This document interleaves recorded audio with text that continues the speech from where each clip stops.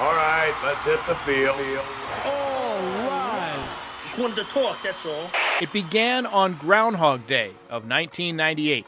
Brian Cashman was hired as the Yankees general manager. In the 9,606 days that have elapsed since that day and this podcast, Brian Cashman has celebrated 4 World Series championships, but also one of the longest World Series droughts in team history. Superstars have come and gone.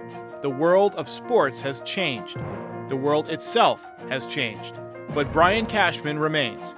In this episode of Frank Conversation with Andy Martino of SNY, author of one of the hottest sports books in years, The Yankee Way, the untold story of the Brian Cashman era. Quick word from our sponsor, Odds Jam, and then we're back with Andy. Welcome to Yankee Stadium. New York City. Just when they thought I was out, they pull me back in. Looking to boost your sports betting game? Meet Odds Jam, the ultimate ally for data-driven wagering. With 260 plus sports books, it's your go-to platform. Here's how it works. Odds Jam's arbitrage tool spots differences in betting lines, letting you lock in risk-free profits. Plus, optimize bets with a positive EV calculator and track profits with a convenient bet tracker. Try it risk-free with a 7-day trial. Use code RECAPS for 35% off your first month. Link is in the description. Bet smart. Bet responsibly with Odds Jam. All right. How's it going, everybody? Welcome back, and welcome to my very special guest this evening, Mr. Andy Martino. Andy, congrats on the new book. How you doing? I'm doing better after watching that intro, Derek. I didn't know I'd written one of the hottest sports books in years, but I'll take it. That was very kind. I've had so many people over the last few days. I get a voicemail box full of voicemails every day. People saying, get Andy Martino on. He got this new Cashman book. I probably had 10 people call in about it, and that never happens. So people are anxious to read this book. I think Brian Cashman has made a lot of under-the-radar moves in addition to his big, high-profile moves. But one of them we got to talk about first before anything is Luis Gil, because he was actually traded to the Yankees a few years back. He's taken the league by storm. What are your thoughts on Luis Gil, man? Yeah, Garrett Cole, who I think Heel now calls him the professor, the teacher, right? Depending on Heel calls him that. And Cole is the biggest fan. I was talking to Cole in the dugout during the previous homestand, and he's just like, this guy's got one of the best fastballs you're ever going to see. It's incredible. Most starting pitchers need 2-3 pitches. And Cole was like, Heel could just do it with his fastball. He's like one of these only guys that do so. So it's an unbelievable arm. It's a guy on the ascent. And it's interesting. It makes me think, Derek, when you say Brian Cashman got him, the book sort of details, and a lot of what I learned is how collaborative a front office is. So obviously the buck stops at the boss, the general manager of any team. But when you look at what the Yankees have tried to put into place over the past decade or so, and they've tried to fine tune it, it's pro scouting, and they want their pro scouts to have a knowledge of the analytics side, so everyone can look at potential acquisitions through both lenses, and they want to see who's a pitcher who has one pitch, maybe two, oftentimes just one that really sticks out that we could emphasize, coach, and improve. And Gil's another one of those examples. They saw him in the Dominican Summer League when he was a young kid, obviously traded him for Jay Cave, which is looking like a steal, because they know they have great scouts. And in all this analytics debate that goes on around the Yankees, it's sort of forgotten like what a robust pro scouting department they have, but their scouts know how to look through that analytical lens as well. Clay Holmes is another great example, but this goes all the way back to the first Tim Nearing, who's probably Cashman's most trusted baseball evaluator, told me this really kind of goes back to Brandon McCarthy, which is like a decade ago, when they were looking at his pitch mix in Arizona and be like, this guy should be better. Let's trade for him, make him better. So they've been doing this for a long time. Chad Green, maybe we could go on and on. But in bringing in a Matt Blake in 2019, after the 2019 season, to now continue that cohesion with these efforts at the big league level has created a pitching program that's obviously been outstanding. You created your Michael Kings and your Clark Schmidts and your Heels. So it's Cashman overseeing everything, but it's really the approach that he mandates trickling down through scouts, analysts, coaches, that sort of thing. I'll give you a couple more that people may have forgotten about. Aaron Small and Sean Chacon. Those guys There were, you go. I mean, guys who never won anything, and they came to the Yankees and just were outstanding. Sean Chacon, I think, won a playoff game. I think Aaron Small might have won a playoff game, too.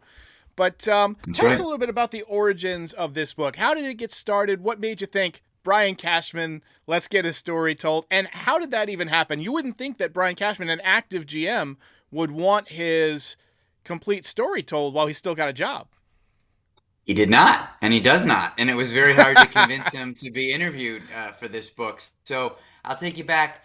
My first book was called Cheated. It was about the sign-stealing era of the Houston Astros primarily, but what all teams were doing at that time and not doing at that time, and just the whole context. And part of the reporting of that book, one thread, was learning about how the Yankee front office had built up this whole baby bombers era, and in 17 they thought it was their year, and then they feel like they did it the right way, and then ran into a cheating team and got screwed for a number of different playoffs. I mean, the Astros were, it's not as discussed, but they were also cheating in 2019 during the ALCS. So I'd known Cashman and his lieutenants from covering them from my job at SNY and previously the Daily News, but I really dug in even deeper with that book, and I thought coming out of it, when you're trying to come up with the next project, I thought, the Yankees really do have an interesting group of people there. I'd like to learn even more. And this is kind of what I tried to pitch to Cashman when I had the idea and wanted to interview him. I said, you guys have continuity that no one can match in this game. So whether somebody likes the Yankees or dislikes them, whether a Yankee fan likes Cashman or wants him fired, it's a fact that they have a baseball operations tradition that goes back to the 60s, 70s, through line 80s, 90s to now. The A's are the closest team that can claim that because Sandy Alderson, the Billy Bean, the David Forst, since the early 80s. But the Yankees go even further back. So I said to Cashman, I think I can tell the story of the entire sport through you and through your time here. Not to answer this question too long, Derek, but Cashman told me that when he got there in 86 as an intern, part of his job, the way they got the minor league data was there's an answering machine in the office every morning. The manager of every minor league affiliate calls up and says, okay, game time was 7:08. Temperature was 71 degrees. Andy Stankiewicz led off, and he was 1 for 4 with 2 walks. And Cashman's writing it down and bringing it to Billy Martin, the manager. Now they have these high-speed cameras in every ballpark. So this man has lived the modernization of the game. I wanted to write that story, and he's been obviously very successful. So he and I have a decent relationship, conversational, respectful, mutually respectful, I think. But when I proposed that to him, he got real cold on me. And I was like, this is what I want to do. He's like, okay. And then it was awkward pause.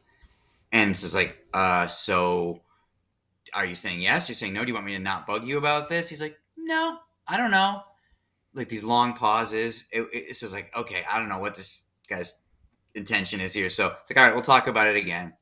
I run into him at the GM meetings a month or so later. This is fall of 2021. It's 6 a.m. because we're on East Coast time. We're at the coffee shop in the hotel. Hey, you want to sit down and talk about the book idea? He's like, sure. I'm like, so do you have any concerns you want to express? He's like, not really. I'm like, do you want me to stop asking? He's like, no. Oh. So I wonder if this is how he negotiates with GMs. Hey, do you want Bryce Harper? I don't know. That's actually a really good point because he's known for being kind of mysterious and keeps his cards close. In a sense, maybe we were negotiating. It's fun. I told this story a couple times, and you're the first person to suggest that. I think that's a great thought that he was kind of negotiating with me about what this was going to be. Finally, after many more little talks like this, I figured out that his hesitation was he, as you said, he's still in the job. He's not writing a book. He doesn't want anyone to think he's writing a book, and it's just not the right time for that. So I said, well, that's perfect because what I want to do is not write your book. I want to write a piece of reporting that interviews you at great length, but all your lieutenants, everyone you've ever worked with, players, coaches, scouts, agents, tell the whole story and not feel like I have to pull any punches. It's not your book. And he's like, well, if that's what you're doing, I don't have the right to tell you not to write a book. So I'm like, that sounds like a yes to me. We're doing it. It's as close as we really got to a yes. And he was never that comfortable with the concept, but I'm very appreciative of the fact that once he said, okay, if that's what you're doing, I can't stop you. He was extremely accessible. as long as I interviewed other people and it wasn't just his book, he would continue to talk to me. And he didn't tell other people to not talk to me, which is nice because a guy like that could shut me down with other sources if he didn't want this done. So basically, I had a bit of a green light to go ahead and pursue it on my own. He took my calls constantly. I'd say it was about 2 years I figured out he drove to the stadium around 10 or 11 every day. I'd call him when he's in the car. So he's bored enough to pick up, roll tape, talk to him for a while. I don't know, 15 minutes about Chuck Knobloch or 20 minutes about Aaron Judge or whatever. And then, okay, dude, I got to go. Okay, I'll try tomorrow. And so he was great like that. I'm just hoping he wasn't spending his entire 2022 offseason talking to you because we didn't really add much. We maybe skipped the that's left why. fielder, skipped the third baseman. Now, I appreciate this book, and I can't wait to read it. But one of the things that I'm very interested in is his relationship with Hal Steinbrenner versus his relationship with George Steinbrenner, because he's been the GM under both of them. What are those two like, as bosses? Like, obviously, George Steinbrenner had a workplace that wouldn't fly in today's modern life. But how is Hal Steinbrenner different, and how is their relationship? What's that dynamic like? It is so different. Those two are so different. At one point, I asked Hal in the interview for this book, are you defining yourself in opposition to your father? And he's like, no, I get it. It's a fair question, but we're just really different people. George Steinbrenner was horrible to work for by all accounts. Now, having said that, there's also great things here. Susan Waldman told me that people would stop her on the street and say, George Steinbrenner paid for my college and nobody knows this. Dwight Gooden, who I know through my work at SNY, George really took care of him when he was having personal problems. So, people are complicated, but as a boss, it was really bad because it was hiring, firing people. There's a story in the book about Tommy John when he was pitching for the Yankees. Brian Cashman's an intern working at the security desk, which is kind of a funny picture. He was a security guy at Yankee Stadium in the late 80s. And Steinbrenner goes, basically, the Yankees were losing, so can I swear on this podcast? Oh, yeah, go for it. Yeah. Okay, so it's in the book. This is a Cashman quote. He's like, you guys are going to shit the bed on me. I'm going to fucking screw your families. We're putting your families up in the upper deck. Family seats are usually like behind the dugout. So Tommy John's wife is in the nosebleeds.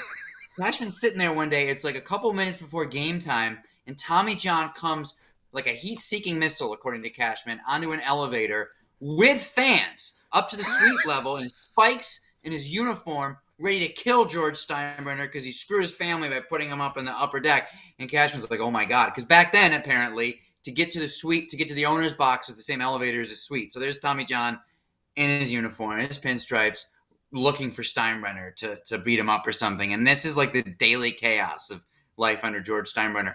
When he got suspended in 1990, Tony Kubek on the air is the analyst that night. And he's like, we should have a Howie Spira day, meaning the gambler that got George suspended through his involvement. So can you imagine if Hal got in trouble and Paul O'Neill on Yes goes, thank God Hal's gone. I mean, you couldn't fathom it. That's how bad it was with George. People really like working for Hal.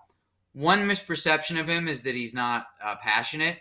Actually, he's quite emotional behind the scenes. And when fellow owners see him at owners meetings when the Yankees are on a bad streak, they see like he's really upset and wearing it, and he can give his underlings a hard time too. But he believes in process. He believes in sticking with a plan for a rational amount of time. He's not firing a manager in the middle of the night just because he didn't like a move or two. I mean, literally, George would come to the press room at 1 a.m. and be like, you know what? G. Michael's not the manager anymore. Clyde King, I know you think he's the pitching coach. He's the manager now. Stick is a scout, and Billy Martin's going to go to the broadcast booth. It was like crazy. So literally, this is the stuff that was going. And then like a month later, it would change practically. So Hal obviously is not running the team that way. Organizing the front office and the coaches and stuff, kind of like you reorganize the lineup. I mean, let's move this guy to cleanup. Let's move this guy to GM. Let's move the DH tomorrow. He's going to be our new head scout. No, that's really interesting. I was born in '83, so I missed a lot of that. Like I became a fan kind of at birth, but I didn't really start watching intently till probably '91 or '92. So by then George was out of baseball. So I had more the second era of George, the 96 years where he was kind of, the tamed lion, and he was somewhat satiated because the Yankees were winning, every year. So I didn't get to see him make a lot of those moves. But Hal sealed the deal with Aaron Judge. How involved was Cashman in that? Because I'd imagine that if you're negotiating something $350-400 million, you kind of got to go to the boss to kind of to push that across the finish line. You're right. Every contract on that level becomes an ownership decision. But Cashman was intimately involved because that group works together really closely. I was at that GM meeting, spending a lot of time with the Yankee group, the winter meetings, in December of 22, spending a lot of time with that Yankee group, and they were freaking out. They really thought they were going to lose him. They didn't know where he was. They didn't know if he was flying to San Diego, like was reported. I told a Yankee official that he was meeting with the Padres, and that official's like, "What? We thought we were worried about the Giants." It was a crazy time. But Cashman, Randy Levine, the president, is going to be involved in a deal that big, and Hal, even Boone was involved. I should say even Boone. He's obviously not in the front office, but he has this very, very close relationship with Judge. Oh, I see Rob Olmstead, my Fairport class of 99. I just want to say hi, Rob. I haven't seen you in 25 years, but thank you for popping in. Good to see you, man. Anyway, sorry about that, Derek. So Cashman was involved in negotiations. He was running point, talking to the agent like a GM would. But you're right that basically that last night, Hal clinched it by going to that 9th year. But there was all like a swirl of activity. This was the day after. Let me think back. It was so the arson Judge thing happened during the afternoon. So then deep into that night, I think I'm remembering this right. Aaron Boone was up in this bar. It was on the 49th floor of the hotel that everyone was staying in San Diego with the Yankee front office. Cashman was in the suite working on the deal. And Boone was like, should I call him? Is this a good time to call him? Would it be desperate? And Jim Hendry, who's this great like old school guy in the Yankees front office with like a gravelly voice and everything, he gets in Boone's face and he's like, of course you want to fucking call him. You're the fucking manager of the goddamn Yankees. You're going to call him. And Boone's like, okay. So he goes over to where the kind of like the elevators are, I think. And he calls Judge and he's like, you got to talk to Hal. We got to get this done. And soon after, now everyone's talking. Cashman, the agent, Judge, Boone, Hal. And finally Hal, I think, says like, what do you need? What's it going to take? And Judge is like, I want to be here, but you got to go that 9th year. And they hammered it out. It was done soon after that. But the Yankees really felt him slipping through their fingers for that day or two. That was scary. I remember that day. I was watching this documentary, honestly, about journalistic restraint. It's called 1 p.m., and it's about when John F. Kennedy was assassinated. They had all these sources. Like, they had the doctors. They had the priests. They had witnesses who saw his head come apart. And nobody would report it until the White House officially said, they had the press briefing. And yet, we get arson Judge is headed to the San Francisco Giants. And I thought, wow.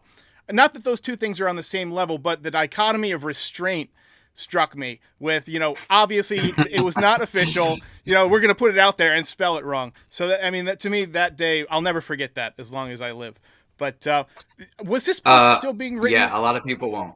Yeah, was this book still being written when Soto was negotiating, or when that trade was happening, or was it done at that point? I was just finishing up. I was able to include the scene at the GM meetings in November when Cashman went off and ended up on the back pages and everywhere online by saying, we may not be best in class, but I think we're pretty fucking good. And that kind of defiant rant that he went on. I was able to include that, but I think our final edit was like late winter. So no, the Soto trade, I was able to reference it real quick, but I kind of closed with the Judge deal, and then like a whole scene about how that Judge stuff went down, like I was just telling you, Derek. And then Cashman's likely successor at the very end of the book, and how long might Cashman do it and who might take over for him is kind of how I end. So I just was able to touch on the Soto thing real quick at the end. So I do want to actually get to that, who might take over for him. But just my final topic here, we got a couple minutes. If Brian Cashman were to retire today and just hang it up, what do you think his legacy would be? Would it be more the Hall of Fame manager or GM who got 4 rings, or would it be the guy who oversaw one of the longest droughts between World Series in franchise history? Obviously, both of those come with his legacy. OJ was a great running back, but he also killed his wife. Like, how do you remember these guys? I want to. That is a rough analogy to not winning World Series in 14 years. Wow. to Yankees fans, I take your point. Yeah. I would say, I think that if they don't win again in his tenure, that's part of what's discussed. But I don't think it's going to be the main point because they never had a losing season in that time. And the game hasn't had any repeat champions, obviously, since the Yankees in 2000. And there's all these other things we could say about how much harder it is now to win and get to the World Series. That's not to say they're not just as hungry for it and desperate for it as their fans. Internally, they really are like, oh my God, we need to get back already. Hence some of these win now moves they made prior to this season. We want to talk about how we'll be remembered. I'll say that Billy Beane and Brian Sabian, 2 very different GMs, both told me in separate interviews that Cashman's the greatest executive in the entire history of the sport. And I said, really? And Beane said, yeah, I'll tell you what, he's the Tom Brady of executives. And then I said to Beane, who is the most famous executive probably, because no one else has been played by Brad Pitt in the movie, right? No other GM. And I said to Beane, do you think Cashman is a Hall of Famer? And Beane started yelling at me. He said, no offense, but I think that's a ridiculous question. Every time you say that man's name, as if you were talking about Max Scherzer, future Hall of Famer should be the first thing out of your mouth before you say his name. And the thing that absolutely amazes his peers and competitors is the idea that they never had a losing season. And I know Yankee fans can get sick of hearing that because it might feel like a consolation prize. But when you're trying to run a Major League Baseball team, you don't win every year. You just don't. You look at the Orioles. They got to where they are right now by taking 5 years off, tanking for draft picks. The Astros and the Cubs did it before them. Teams that don't tank still have up years and down years. Cashman never does. And his group somehow manages to put a winning team on the field for generations in a row. And that's why he will be one of the small handful of executives who's instantly inaugurated into the Hall of Fame when he's retired. When they make Moneyball 2 New York Boogaloo, I want either J.K. Simmons or Paul Giamatti in the Brian Cashman role. Those are two guys that I think could pull it off. They don't necessarily look 100% like him, but I could see either one of those guys crushing that role. I like Giamatti. That's a good one. And they used to call him George Costanza in the 90s because he had the round glasses and Steinbrenner liked him in an angry kind of way. So I wonder if I don't know if Jason Alexander's got the chops. Giamatti's one of the great actors of our time, but that's another one that he's been compared to. Probably not his favorite comparison to Costanza, but yeah. Well, I don't know if J.K. Simmons is understated enough, but I'm sure he could pull it off. But you mentioned Cashman's replacement. Final thought: who do you predict will be his replacement? If it stays on the course that it's on right now, it would be Kevin Reese most likely, who fits that model that I was telling you about before, Derek, in the front office. They want guys who can look at things through a playing scouting lens and through an analytical lens. And they've had Gene Michael, Tim Naring, these guys who have played but can also do that modern thing. Yeah. And they see Reese as in that mold. Briefly outfielder for the Yankees and a scout, director of pro scouting. Now he's running player development for them, and they're very happy with their player development operation, particularly the pitching, but overall they like where they're at in the farm. And Reese is close with the Steinbrenner Swindle family. Steven Swindle is Hal's nephew, who could one day become managing general partner. Cashman respects Reese. The Steinbrenners respect Reese. So if things are going well and they're in a position to have a succession plan and not blow things up, that looks like a way that it would go. And the backup plan? Me. There you are, number 2. It's a distant second, but you're in there. Andy Martino, thanks. I can't wait to read it. I was telling you before we got live that Yankees don't play on Memorial Day this year. So my plan is to go to the beach and listen to a book with my wife, and that's going to be the book. I just picked it up on audio platforms. It's available wherever books are sold. Andy Martino, appreciate it. Thank you so much. Thank you for having me, Derek.